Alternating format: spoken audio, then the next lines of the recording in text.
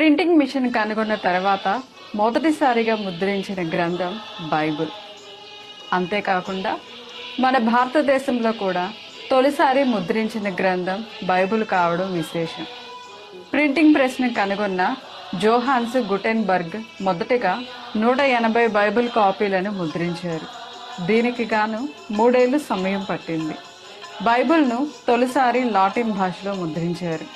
చాలా కాలం తరువాత మొదటి ముద్రణ చేసిన 180 కాపీల్లో 50 కాపీలే లభ్యమయ్యాయి.